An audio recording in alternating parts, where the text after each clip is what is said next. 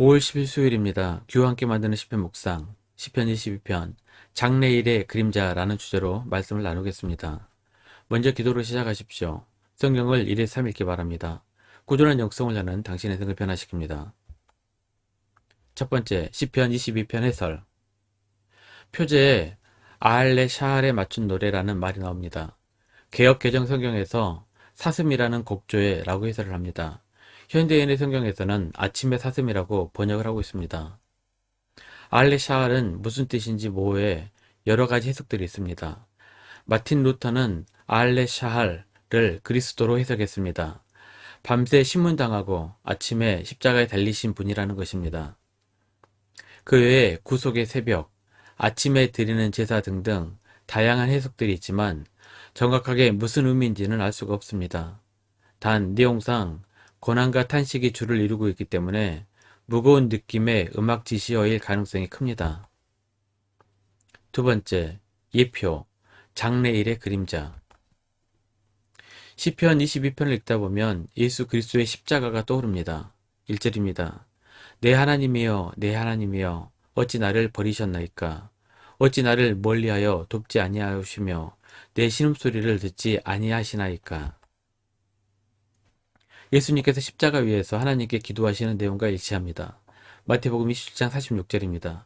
제9시쯤에 예수께서 크게 소리질러 이르시되 엘리 엘리 라마 사막다니 하시니 이는 곧 나의 하나님 나의 하나님 어찌하여 나를 버리셨나이까 하는 뜻이라. 시편 22편은 예수 그리스도의 십자가 사건을 예표하는 시입니다. 예표란 미리 알려주는 표징입니다. 성경에서 사용될 때 예표는 구약의 역사적 사건이 신약 성경에서 실제로 일어난 사건을 암시하는 것을 말합니다. 예표는 모형 또는 그림자 등의 말로 사용될 수도 있습니다. 로마서 5장 14절입니다. 그러나 아담으로부터 모세까지 아담의 범죄와 같은 죄를 짓지 아니한 자들까지도 사망이 왕노릇하였나니 아담은 오실 자의 모형이라. 골로새서 2장 17절입니다. 이것들은 장래일의 그림자이나 몸은 그리스도의 것이니라. 구약에는 예수 그리스도의 예표가 많이 있습니다. 아담, 멜기세덱, 유월절 어린 양, 놋뱀 등등 많은 구약의 사람, 사건, 사물이 그리스도의 예표가 됩니다. 하지만 몸에게도 맞지 않게 아무 것이나 가져다 놓고 예표라고 주장하는 것은 위험할 수 있습니다. 가능하면 신약 성서의 저자들이 예표로 이해한 것들만 받아들이면 됩니다. 22편은 다윗의 시입니다. 분명 다윗은 예수 그리스도의 사건을 염두에 두고 이 시를 쓴 것은 아니었을 것입니다. 자신의 어떤 힘들고 고통스러운 사건 속에서 나온 탄식시일 것입니다. 하지만 성령께서는 약 1000년 이후 예수 그리스도의 십자가 사건을 알고 계셨고 다윗에게 영감을 주셔서 이 시를 기록하게 하신 것입니다. 사도 베드로는 다윗이 몇 차례 예수 그리스도를 예표하는 시를 쓴 것을 묵상하고는 다윗은 그리스도를 미리 알고 있었던 선지자라고 해석을 합니다. 사도행전 2장 30절 31절입니다. 그는 선지자라 하나님이 이미 맹세하사 그 자손 중에서 한 사람을 그 위에 앉게 하리라 하심을 알고 미리 본 고로 그리스도의 부활을 말하되 그가 음부에 버림이 되지 않고 그의 육신이 썩음을 당하지 아니하리라 하더니. 현대 성서 주석에 따르면 복음서의 순환 기사에는 직간접적으로 13개의 구약 본문이 등장합니다. 13개 중 8개가 시편의 본문들입니다. 그 중에 5개가 시편 22편에 있고 2개는 69편, 그리고 나머지 1개가 31편입니다. 시편 22편은 그리스도의 고난을 구약의 어떤 것보다 압도적으로 많이 예표하고 있습니다. 시편 22편과 신약을 비교 요약해서 정리합니다.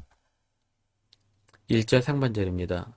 내 하나님이여 내 하나님이여 어찌 나를 버리셨나이까. 마태복음 27장 46절입니다. 나의 하나님 어찌하여 나를 버리시나이까. 7절입니다. 나를 보는 자는 다 나를 비웃으며 내 입술을 비축거리고 머리를 흔들며 말하되. 마태복음 27장 39절입니다. 지나가는 자들은 자기 머리를 흔들며 예수를 모욕하여. 8절입니다.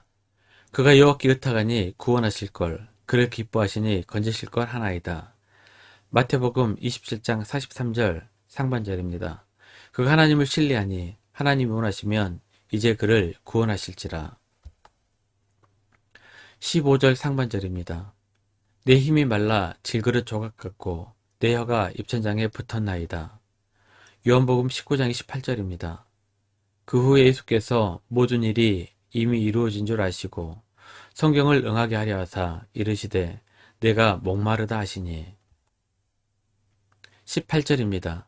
내 겉옷을 나누며 속옷을 집이 뽑나이다. 요한복음 19장 24절입니다. 군인들이 서로 말하되 이것을 찢지 말고 누가 얻나 집이 뽑자 하니 이는 성경에 그들이 내 옷을 나누고 내 옷을 집이 뽑나이다 한 것을 응하게 하려 함이라라. 군인들은 이런 일을 하고. 시편과 그리스도의 순환 기사를 비교해서 읽었습니다. 시편 22편에만 5개의 구절이 인용됩니다. 약 1000년 전에 다윗의 시가 예수님 십자가 사건을 예표하고 있는데 참으로 놀라울 따름입니다. 세 번째, 고난과 감사의 균형. 시편 22편은 기도와 찬양이 섞여 있습니다. 고난 가운데 기도하며 감사 찬양을 드리는 시입니다. 다윗의 위대한 신앙은 고난 가운데 부르짖는 기도는 물론이고 하나님께 감사와 찬양의 고백도 항상 함께 섞여 있다는 점입니다. 간구하는 기도의 양이 늘수록 감사와 찬양의 양도 늘어야 균형 잡힌 신앙입니다. 시편의 아름다운 기도, 감사, 찬양시를 읽으면서 매일 놀랍니다. 시편을 읽을 수 있는 우리는 복 있는 사람들입니다. 하나님은 인간에게 언어를 주셨습니다. 인간의 언어 중 시편의 언어는 그 어떤 것도 따라올 수 없는 최상의 선물입니다. 기도에 관심 있는 성도라면 시편 9절을 날마다 입으로 읊조리며 암송하기를 추천합니다. 기도의 언어가 놀랍게 변할 것입니다. 말씀 요약합니다. 첫 번째, 성경은 예수 그리스도를 향하고 있습니다. 말씀 가운데 날마다 예수님을 만나시길 기도합니다. 두 번째, 시편의 언어를 묵상하면서 기도의 훈련을 하십시오. 중원부원하는 기도가 변하여 아름다운 기도가 될 것입니다. 1년 성경 일독 주간 계획입니다. 오늘은 수요일 느헤미야 10장에서 12장까지 말씀 천천히 묵상하십시오. 5월 중보기도 제목입니다. 5가지 기도 제목 충분히 기도하시고 교회와 개인 기도의 시간을 가지시기 바랍니다. 가정에서 기도하시기 힘드신 분들은 교회 나오셔서 주중 기도의 시간을 이용하시면 됩니다. 주중 기도회는 새벽 6시부터 밤 10시까지입니다. 편하신 시간에 정기적으로 나와서 기도하시길 바랍니다. 하루 30분씩 최선을 다하시기 바랍니다. 그럼 여러분의 삶이 변화될 것입니다. 영상을 다 보신 분들은 확인 문자를 보내시거나 유튜브에 댓글로 달아주시면 정기적인 영성 훈련에 도움이 될 것입니다. 오늘 하루 승리하시기를 기도합니다.